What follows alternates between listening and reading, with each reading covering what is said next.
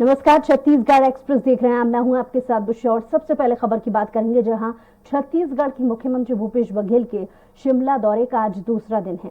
भूपेश बघेल आज शिमला में चुनावी बैठक और तैयारियों में हिस्सा लेंगे। कांग्रेस कार्यालय में भूपेश स्थानीय नेताओं से चर्चा करेंगे। सीएम भूपेश के हिमाचल प्रदेश चुनाव में सीनियर ऑब्जर्वर की जिम्मेदारी मिली है। कांग्रेस और पार्टी के प्रमुख रणनीतिकार भूपेश बघेल ने हिमाचल प्रदेश में भी छत्तीसगढ़ का चुनावी फॉर्मूला आजमा चुके हैं, जिसमें मुख्यमंत्री भूपेश बघेल ने 2018 के विधानसभा चुनाव अभियान के समय छत्तीसगढ़ के महासमुंद की सभा में रोटी पलटने की बात कही थी। शुक्रवार को उन्होंने हिमाचल के नगरौटी की रैली में महिलाओं से मुखातिब होते हुए कहा कि रोटी नहीं पलटती है तो वे जल जाती है। जयराम ठाकुर सरकार भी 5 साल हो गए, इसे नहीं पलटोगे तो ये जल जाएगी। पलटने का वक्त आ गया है। आने वाला वक्त माताओं, नौजवानों का, किसानों, जवानों और मेहनतकश लोगों का होगा।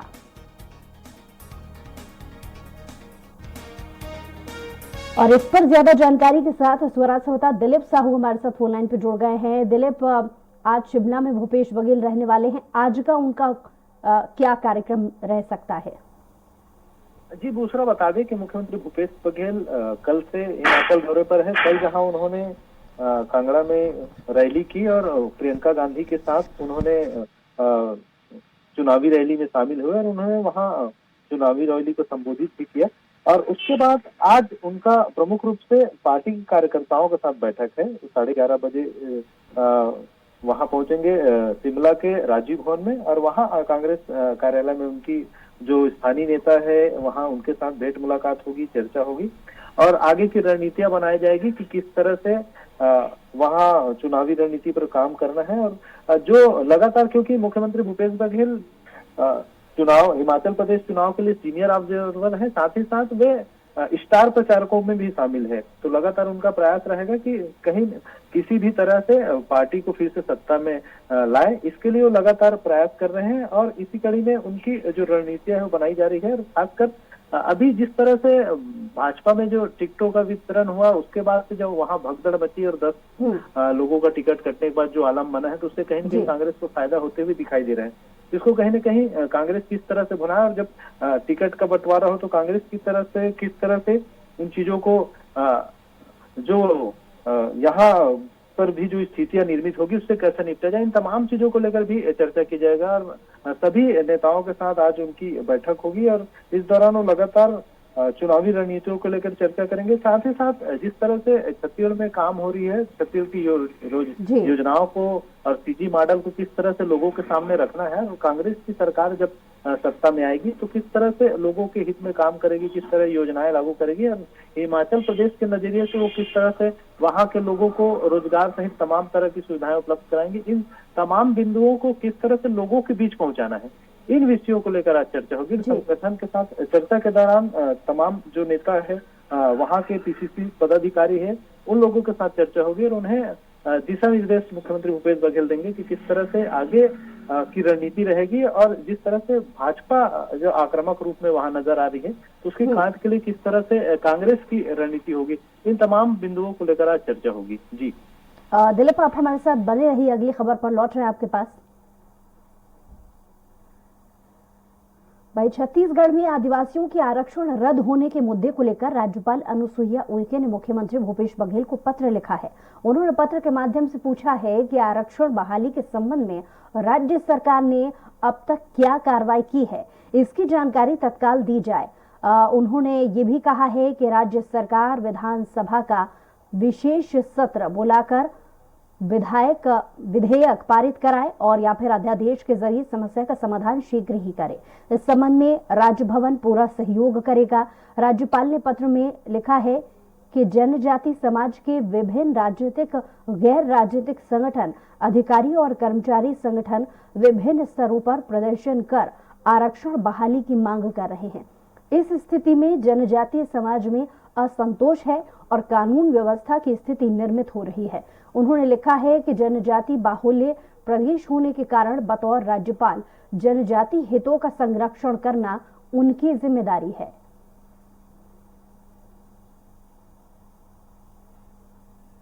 और लगातार हमारे साथ दिलीप जुड़े हुए हैं। दिलीप, आरक्षण पर राजभवन का एक्शन नजर आ रहा है, क्या वो एक्शन प्लान होगा, इसको लेकर के क्या अभी तक स्पष्ट हो पाया है? दिलीप जी दूसरा बता दें कि जिस तरह से हाई कोर्ट ने जो छत्तीसगढ़ में 58% आरक्षण था उसे असंवैधानिक करार दिया है, उसके बाद से जो स्थिति निर्मित हुई है, खास करके आदिवासियों का जो आरक्षण था 32%, वो घटकर 20% रह गए हैं। इसको लेकर लगातार जनजाति समाज उग्र है, सर्व आदिवासी समाज लगातार बैठक कर रही है, आंदोलन कर रही है। इसके अलावा भाजपा के अनुसूचित जनजाति मोर्चा की ओर से भी हाल ही में राज्यपाल से मुलाकात की गई थी। और इसके पहले भाजपा के जो प्रदेश अध्यक्ष अरुण साव, उनके नेतृत्व में भाजपा के तमाम जो बड़े पदाधिकारी हैं, पूर्व मुख्यमंत्री डॉक्टर रमन सिंह, बृजमोहन अग्रवाल, पूर्व मंत्री अजय चंद्राकर, नेता प्रतिपक्ष नारायण चंदेल सहित तमाम लोग राज्यपाल से मुलाकात किए थे और उन्होंने जो स्थितियां है यहाँ खासकर आरक्षण को लेकर, इसको लेकर राज्यपाल से हस्तक्षेप करने की मांग की थी। और जिस तरह से पहले राज्य में बहाल था 58% आरक्षण, उसको लेकर कहीं न कहीं राज्यपाल को कदम उठाने के लिए उन्होंने आग्रह किया था। इसी कड़ी में इसको देखा जा सकता है कि राज्यपाल ने मुख्यमंत्री भूपेश बघेल को पत्र लिखा है और पत्र लिखकर उन्होंने निर्देशित किया है कि आदिवासियों का जिस तरह से स्थिति हो रही है, अभी जनजाति समाज में जो आक्रोश है और जिस तरह से स्थितियां पैदा हुई आरक्षण की जो असंवैधानिक करार देने के बाद, इसको लेकर उन्होंने कहा है कि तत्काल राज्य सरकार कदम उठाए और जरूरत पड़ने पर विशेष सत्र बुला ले विधानसभा का, उसमें जरूरत पड़े तो विधेयक लेके आए या फिर अध्यादेश के माध्यम से जो आरक्षण की स्थिति है उसको बहाल करे। तो कुल मिलाकर जो जनजातियों के आरक्षण के बहाली का जो मुद्दा है, इसको लेकर राज्यपाल ने यह पत्र मुख्यमंत्री भूपेश बघेल को लिखा है। हालांकि मुख्यमंत्री भूपेश बघेल समय समय पर सभी मंचों से कहते आ रहे हैं कि आदिवासियों के साथ उनके हितों को ध्यान में रखा जा रहा है, लगातार सरकार प्रयास कर रही है कि उसको सही ढंग से रखा जाए। और सुप्रीम कोर्ट में भी इस मुद्दे को लेकर सरकार जा चुकी है और सरकार की ओर से जो प्रमुख वकील है, जिसमें मुकुल रोहतगी,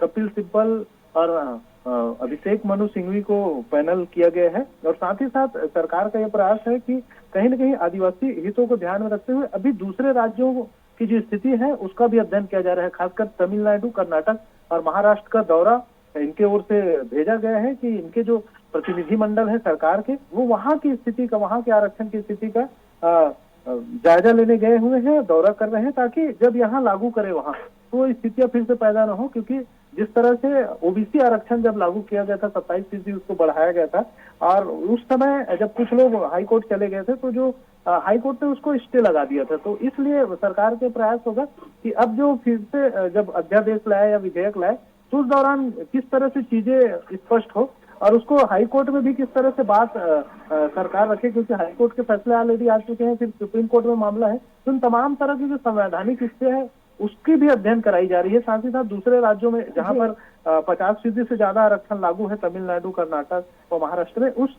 वहां की भी स्थिति के और वहां की चीजों का अध्ययन किया जा रहा है, उसके बाद ही राज्य में इसे लागू किया जाएगा। तो इस तरह से तमाम चीजों को लेकर और लगातार इस मुद्दे को लेकर राजनीति भी गरमाई हुई है। दूसरा लगातार भाजपा की बात करें, अनुसूचित जनजाति मोर्चा की बात करें, लगातार प्रेस कॉन्फ्रेंस लेकर किसी न किसी मुद्दे को लेकर सरकार को घेरने का प्रयास कर रही है। वही सरकार भी लगातार अपना पक्ष रख रही है। बिल्कुल, यानी बदलाव की उम्मीद की जा सकती है। दिलीप, आप हमारे साथ बने रहिए, अगली खबर पर लौट रहे हैं आपके पास।